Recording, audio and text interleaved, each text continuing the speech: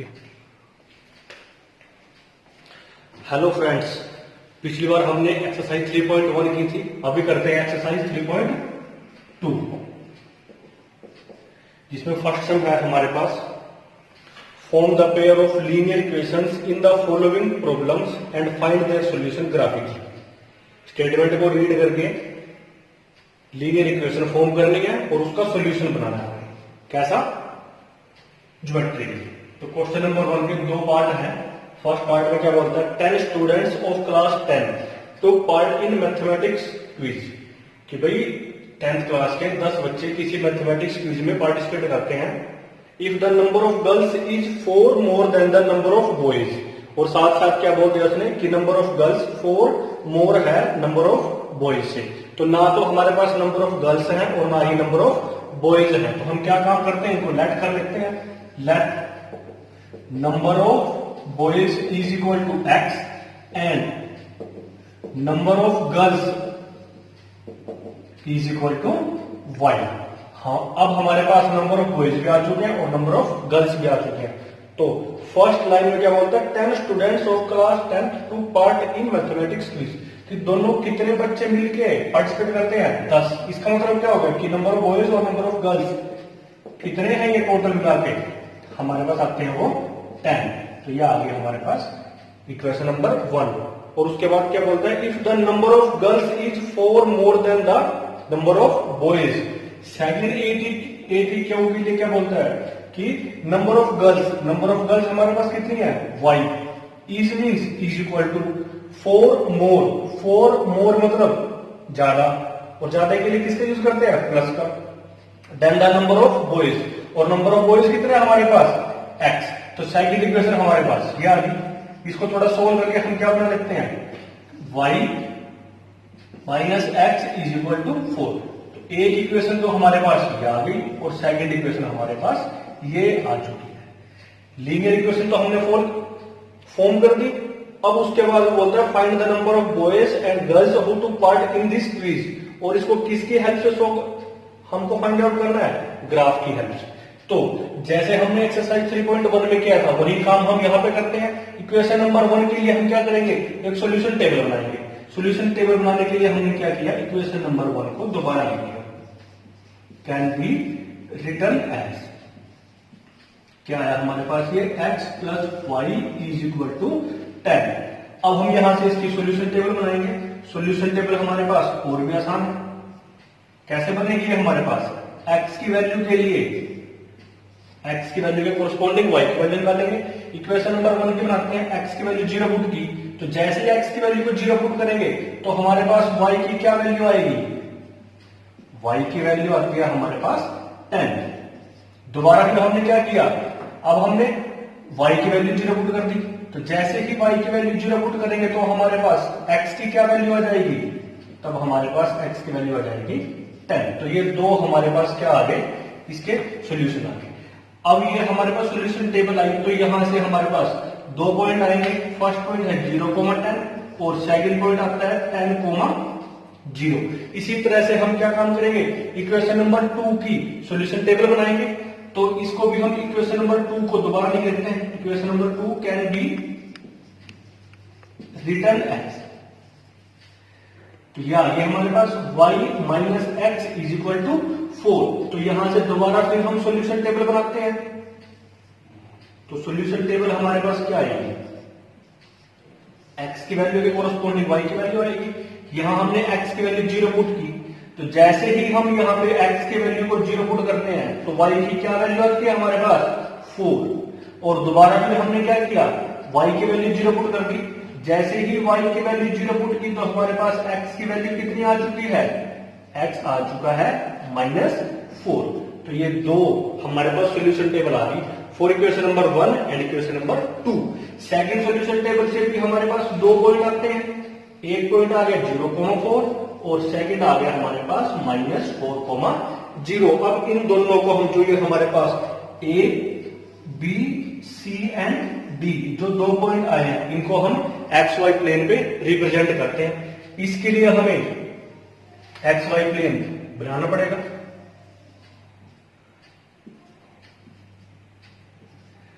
तो ये आ गया हमारे पास एक्स वाई एक्स डैश और ये वाई डैश, और यहां पे आता है हमारे पास ओरिजिन। अब हम इनमें देखते हैं जो हमारे पास a b c d 4 point आए हैं, तो एक्स की मैक्सिमम वैल्यू कितनी है हमारे पास 10 और एक्स की मिनिमम वैल्यू क्या है हमारे पास -4। इसको हम यहां पे ये देखते हैं, हमने क्या किया यहां पे 2 2 का इंटरवल ले लिया,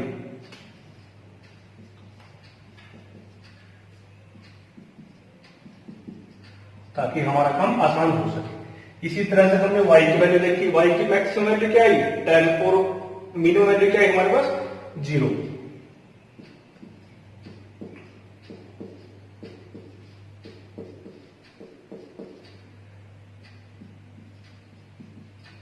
अब हम यहां पे स्टे लिखेंगे on x axis and on y axis. X axis पे वन बॉक्स जो हमने लिया, ये इस चीज को हम ग्राफ पेपर पे रिप्रेजेंट करेंगे, और वहां पे हमारे पास 1 बॉक्स या 1 सेंटीमीटर, क्योंकि वो जो हमारा 1 बॉक्स आता है वो इज इक्वल टू 1 सेंटीमीटर का होता है। तो यहां पे हमने कितने कितने का लिया 2 यूनिट, और यहां पे भी ऑन वाई एक्सिस भी हमने ये कितना लिया 2 यूनिट। अब फर्स्ट पॉइंट है हमारे पास 0,10, तो x की वैल्यू क्या है हमारे पास 0 है और y की वैल्यू 10 है, तो ये किस एक्सिस पे आएगा y एक्सिस पे आएगा। तो ये आ गया हमारे पास, इसको हम लिख देते हैं a 0,10 और b पॉइंट क्या है हमारा 10,0, तो y की वैल्यू 0 है, तो ये किस पे आएगा x एक्सिस पे आएगा। ये आ गया हमारे पास। अब इसको हम क्या करते हैं मिला देते हैं, हमने इसको मिला दिया। ये जो हमारे पास एक लाइन आई, इसके हम यहां भी हम किसी भी साइड इस इक्वेशन को लिख देते हैं। मैंने यहां पे लिख दिया x plus y is equal to 10।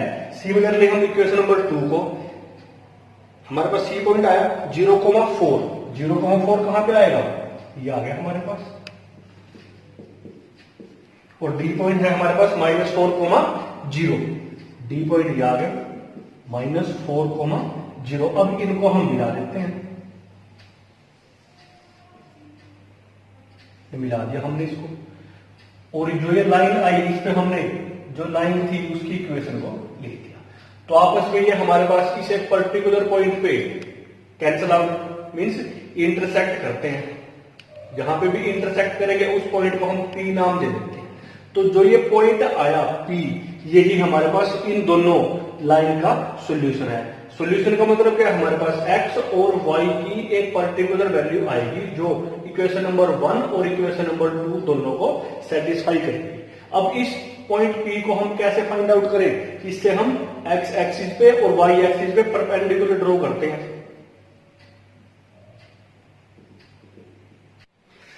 अब जो ये पॉइंट P आया है, ये हमारे पास इक्वेशन नंबर 1 और इक्वेशन नंबर 2 दोनों का सॉल्यूशन आएगा। अब इस पॉइंट को हम कैसे फाइंड आउट करेंगे, P पॉइंट से हम x एक्सिस और y एक्सिस पे दो परपेंडिकुलर ड्रॉ करेंगे।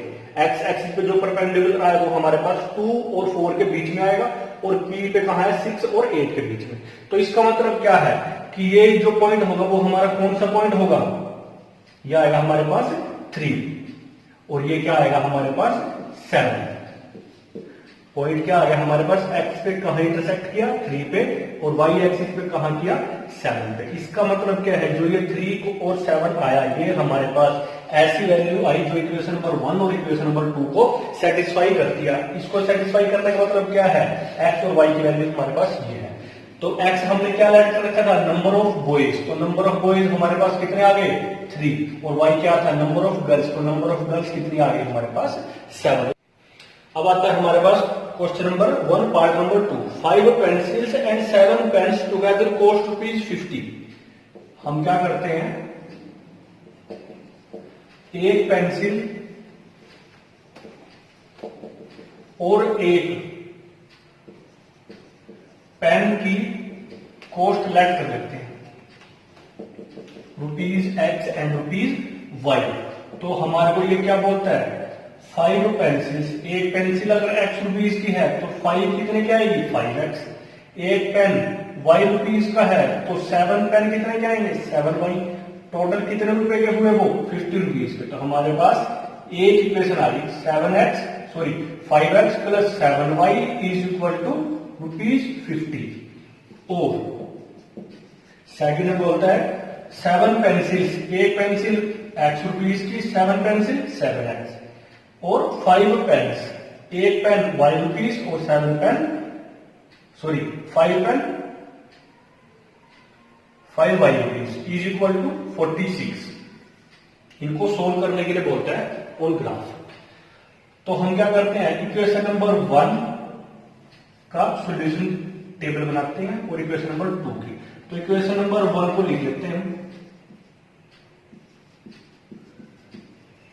Can be written as. तो क्या है हमारे पास 5x plus 7y is equal to ₹50। तो यहां से x की वैल्यू निकालते हैं।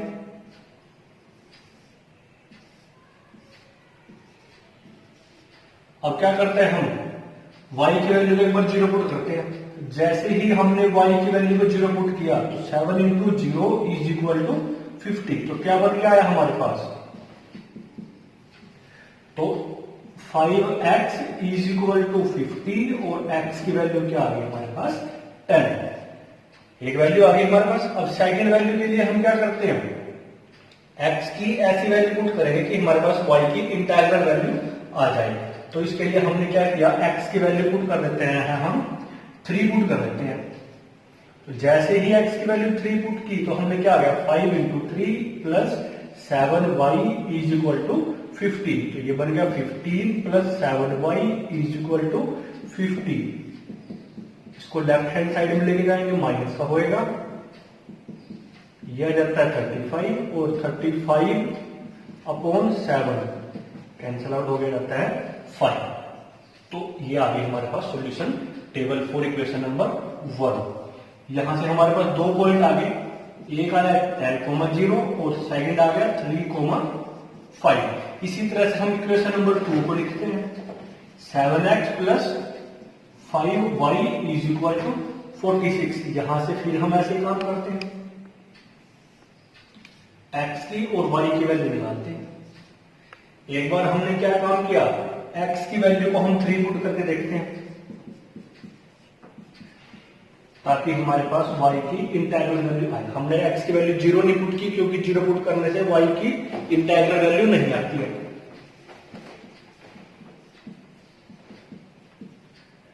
तो यहां से हमारे पास आ गया -21, 5y इज इक्वल टू 25 और y इज इक्वल टू 5। तो जैसे ही हमने x की वैल्यू 3 पुट की तो y की वैल्यू क्या आई हमारे पास 5। अब हम सेकंड पॉइंट के लिए क्या पुट करते हैं, x या y की वैल्यू को हम क्या करते हैं, x की वैल्यू को 8 पुट करते हैं।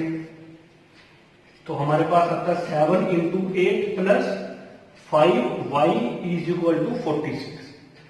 तो 7 8 जा 56 plus 5y is equal to 46, 5y is equal to 46 minus 56, it means -10, 5y और यहाँ पे y आ जाता है हमारे पास -2। तो ये 2 पॉइंट आ गए हमारे पास। यहां से भी इसको नाम देते हैं सी पॉइंट कितना आया 3,5 और डी पॉइंट कितना आया हमारे पास 8,-2। अब हम इनको एक्स वाई प्लेन पे रिप्रेजेंट करते हैं। ये एक्स एक्सिस और ये वाई एक्सिस, और यहां पे आता है हमारे पास ओरिजिन। एक्स की हाईएस्ट वैल्यू देखते हैं, क्या आई हमारे पास 10 आई, और मिनिमम वैल्यू एक्स की क्या आई हमारे पास 3।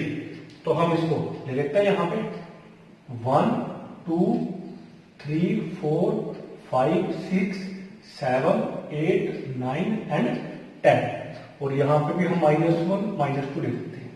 इसी तरह से हमारे पास y की मैक्सिमम वैल्यू क्या आई 5 और मिनिमम वैल्यू आई -2। 1 2 3 4 5 6 -1 -2 -3। तो हम फर्स्ट पॉइंट को प्लॉट करते हैं 10,0। तो ये आ गया हमारे पास एक्स एक्सिस पे ही आएगा, क्यों, क्योंकि y कोऑर्डिनेट 0 है। ये आ गया हमारे पास a, कितना आ गया ये 10,0, और सेकंड पॉइंट आया 3,5, x की value 3 and y is equal to 5। तो ये हमारे पास कहां आ जाएगा, ये आ गया हमारे पास b पॉइंट क्या आ गया 3,5। अब हम इनको मिला लेते हैं, इसको आगे तक प्रोड्यूस कर लेते हैं और इसके ऊपर हम इक्वेशन लिख देते हैं। क्या इक्वेशन है हमारे पास? 7x plus 5y is equal to 50। फिर सेकंड पॉइंट हमारे पास आया 3,5, तो 3,5 तो हमारा यही है, तो इसको हम लिख देते हैं। और इसमें डी पॉइंट क्या है? 8,-2, x is equal to 8 and y is equal to -2।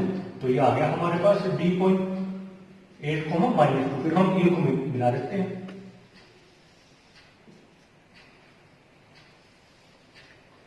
इस पे भी हम इस लाइन की इक्वेशन को लिख देते हैं। 7x plus 5y is equal to 46। अब जहां पे ये इंटरसेक्ट करेंगी वो हमारा सॉल्यूशन होगा। ये कहां पे इंटरसेक्ट कर रही है? जहां पे B और C पॉइंट कोइंसाइड करता है। तो इसका मतलब क्या हो गया? अगर मैं यहां पर परपेंडिकुलर ड्रॉ करूं तो ये हमारे पास कहां आएगा? 3 पे आएगा और ये कहां आएगा? 5 पे आएगा। इसका मतलब कि हमारे पास x की वैल्यू क्या आ गई? 3 और y की वैल्यू क्या आ गई? 5, और जो कि हमारा इसका सॉल्यूशन होगा। सॉल्यूशन का मतलब क्या है? मैं अगर x और y की वैल्यू को इक्वेशन नंबर 1 और इक्वेशन नंबर 2 में पुट करता हूं तो उसको सेटिस्फाई करेगी। कैसे? x इज इक्वल टू 3 है, तो मैं अगर यहां पुट करता हूं x इज इक्वल टू 3 तो 5x कितना बन जाता है? 15, और y की वैल्यू 5 है। मैं अगर यहां पुट करता हूं तो 7 5 जा 35, तो दोनों मिला के कितना बन जाता है हमारे पास? 50। ये देखो हमारा 50 बन जाता है। इस तरीके से मैं इसको अगर यहां पुट करता हूं तो क्या आएगा हमारे पास? x की वैल्यू 3 आई, तो 7 3 जा 21, और y की वैल्यू 5 आई, तो 5 5 जा 25। दोनों को प्लस करो और देखो क्या हमारे पास 46 नहीं बनता है। अब आता है हमारे पास question number 2। On comparing the ratios a1 by a2, b1 by b2 and c1 by c2, find out whether the lines representing the following pair of linear equations intersect at a point, are parallel or coincident। अब इनके लिए हमने बिल्कुल starting में introduction दी थी कि हमारे पास दो इक्वेशन आती है, a1x plus b1y plus c1z, sorry c1 is equal to 0, और सेकंड आती है a2x plus b2y plus c2 is equal to 0, जहां पे a1 b1 c1 और a2 b2 c2 हमारे पास क्या थे? x के कोफिशिएंट्स और y के कोफिशिएंट्स, और दूसरी तरफ c1 c2 क्या थे? हमारे constants in equation number 1 and equation number 2। एक बार इसको दोबारा रिकैप्चुलेट कर लेते हैं। a1 by a2 does not equal to b1 by b2 अगर आता है तो ये लाइन हमारी कैसी होंगी? इंटरसेक्टिंग लाइंस होंगी। अगर a1 upon a2 is equal to b1 upon b2 does not equal to c1 upon c2 आता है तो ये हमारे पास किस तरह की लाइंस होंगी? ये हमारे पास पैरेलल लाइंस होंगी।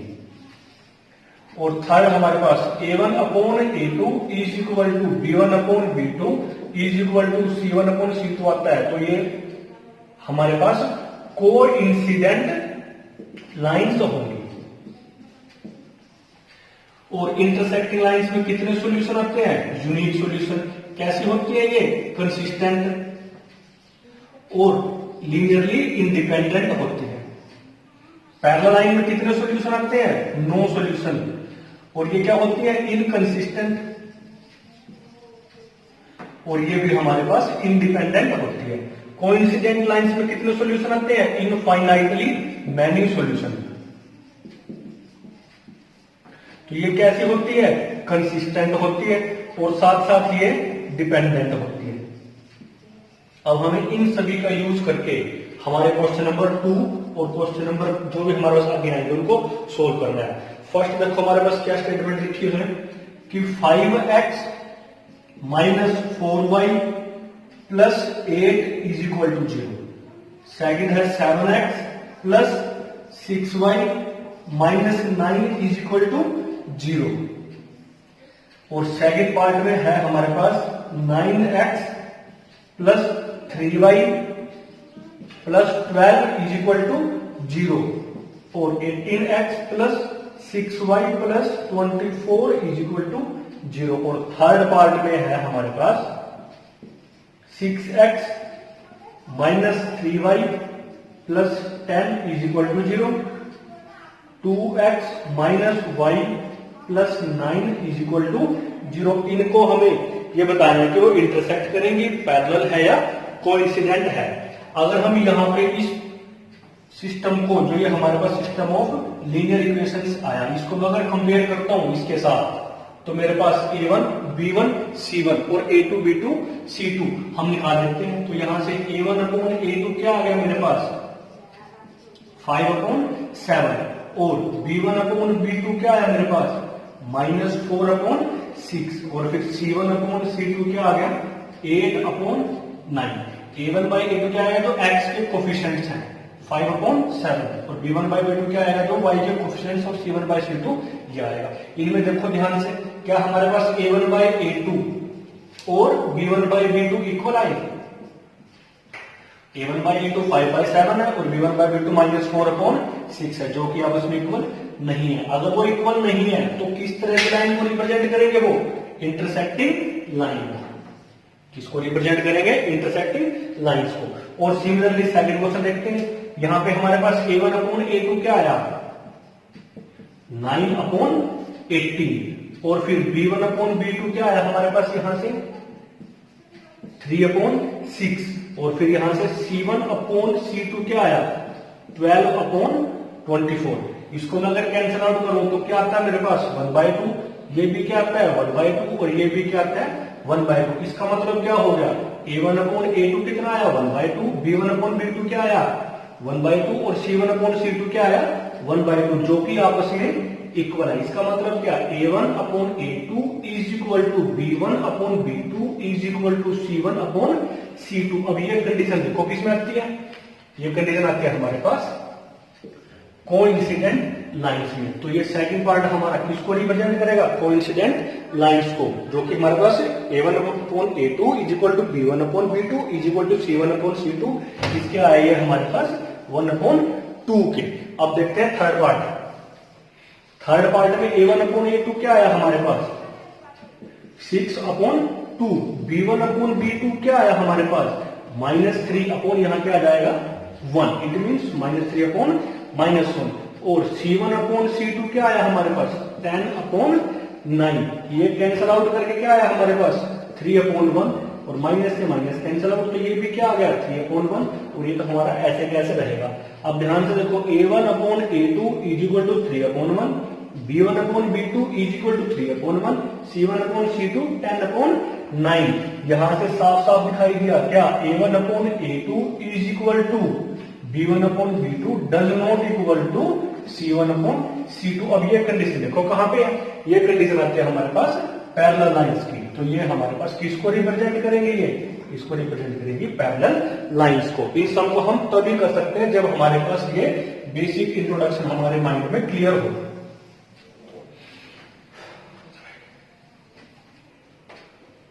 अब आता है हमारे पास क्वेश्चन नंबर 3, जिसके हमारे पास 5 पार्ट हो, मैंने पहले ही लिख लिए।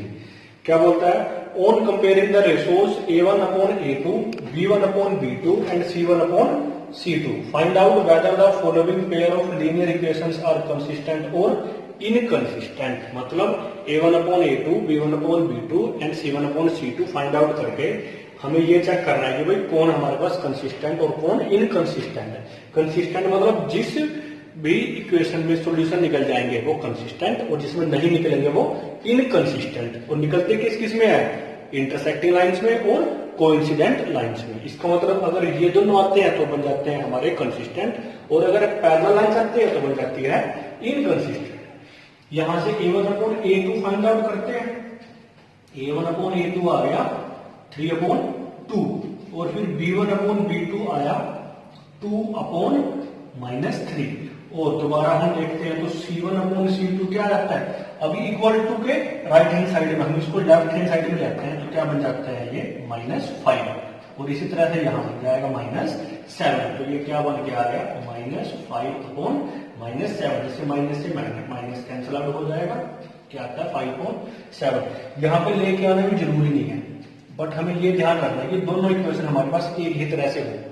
तो हमने देखा कि A1 अपॉन A2 क्या आ गया 3/2 और B1 अपॉन B2 क्या आ गया -2/3। तो क्या ये इक्वल आए, नहीं। इसका मतलब A1 upon A2 does not equal to B1 upon B2। तो ये किसको रिप्रेजेंट करता है, इंटरसेक्टिंग लाइंस को रिप्रेजेंट करता है। और इंटरसेक्टिंग लाइंस कैसी होती है हमारे पास? कंसिस्टेंट। इसका मतलब क्या हो गया? क्वेश्चन नंबर 1 का पार्ट, क्वेश्चन नंबर 3 का पार्ट नंबर 1 कैसे हो गया हमारे पास? कंसिस्टेंट। फिर पार्ट नंबर 2 पे आते हैं, यहां पे भी इक्वल टू 8 है, इसको उठा के हम ऐसे कर लेते हैं और इसको भी ऐसे कर लेते हैं। तो यहां से हमारे पास a1 अपॉन a2 क्या आ गया? 2 upon 4। It means cancel out हो गया, बन जाता है 1 अपॉन 2। और b1 अपॉन b2 क्या आ गया? -3 अपॉन -6। माइनस से माइनस कैंसल आउट, 3 और 6 कैंसल आउट हो जाते हैं 1 अपॉन 2। और दोबारा c1 अपॉन c2 आता है -8 upon -9। It means cancel out हो जाता है 8 अपॉन 9। तो a1 upon a2 1/2, b1 upon b2 1/2, जो कि इक्वल है, लेकिन c1 अपॉन c2 के इक्वल नहीं है। तो ये क्या कंडीशन है कि a1 upon a2 is equal to b1 upon b2 does not equal to c1 upon c2। ये कंडीशन देखो किसकी आई हमारे पास? ये कंडीशन पैरेलल लाइंस की। तो ये किसकी कंडीशन आ गई हमारे पास? पैरेलल लाइंस की। पैरेलल लाइन कैसी होती है? इनकंसिस्टेंट। ये कैसी होती है हमारे पास? इनकंसिस्टेंट। तो पार्ट नंबर 2 कैसा आ गया? इनकंसिस्टेंट। अब पार्ट नंबर 3 देखते हैं, इसको भी हम ऐसे लिख लेते हैं -7 और ये बन जाता है -14। तो यहां से a1 upon a2 find out करते हैं, तो क्या बन के आता है? 3 अपॉन 2 अपॉन 9। अब 9 को पैर लगा के बन जाता है 1। अब ये क्या बन जाएगा? 3 अपॉन 2 इंटू 1 अपॉन 9, जो कि कैंसल आउट हो गया, बन जाता है हमारे पास 1 अपॉन 6। फिर यहां से b1 upon b2 find out करते हैं, जो कि आता है 5 अपॉन 3 डिवाइडेड बाई -10। -10 को फिर पाउंड लगा देते हैं, तो क्या आता है हमारे पास? 5 अपॉन 3 इंटू -1 अपॉन 10, जो कि आ जाता है हमारे पास -6। और c1 अपॉन c2 क्या आ गया हमारे पास? -7 अपॉन -14, जो कैंसल आउट होकर आता है 1 अपॉन 2। यहां पे देखने से क्या पता लगता है? a1 अपॉन a2 कितना आ गया? 1 अपॉन 6। b1 अपॉन b2 क्या आ गया? सॉरी, a1 अपॉन a2 क्या आया था? 1 अपॉन 6। और b1 अपॉन b2 क्या आया था? -1 अपॉन 6। तो क्या a1 upon a2 is equal to b1 upon b2 है? नहीं। इसका मतलब a1 upon a2 does not equal to b1 upon b2। तो ये किस लाइन को रिप्रेजेंट करेगा? इंटरसेक्टिंग लाइंस को। अगर इंटरसेक्टिंग लाइंस को रिप्रेजेंट करेगा तो ये किस तरह की चीज आएगी हमारे पास? कंसिस्टेंट। Lines are consistent. फिर आता है हमारे पास पार्ट नंबर 3, इसको भी हम बना देते हैं -11 और यहां आ जाता है ये +22 इज इक्वल टू 0। यहां से फिर निकालते हैं a1 upon a2 5 upon -10। It means cancel out होके आ गया 1 अपॉन 2। फिर निकालते हैं b1 अपॉन b2, तो जो ये हमारा कैंसल आउट होके आ जाता है 1 अपॉन 2। फिर निकालते हैं c1 अपॉन c2, ये आता है हमारे पास -1 अपॉन 2। तीनों के तीन हमारे पास -1 अपॉन 2 आ गए। अगर -1 अपॉन 2 आए तो मतलब a1 upon a2 is equal to b1 upon b2 is equal to c1 upon c2। तीनों इक्वल आ गए। तीनों इक्वल किस में आते हैं?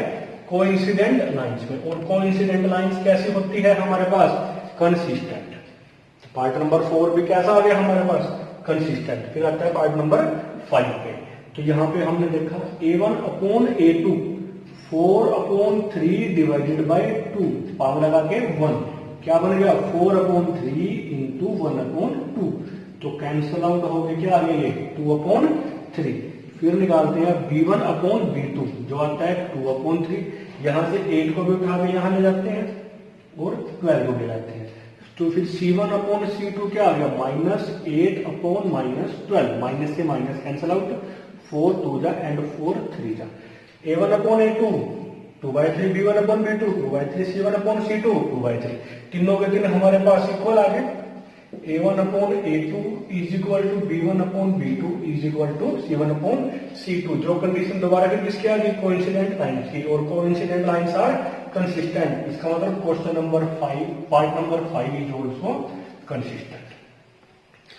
बाकी नेक्स्ट लेक्चर में करते हैं।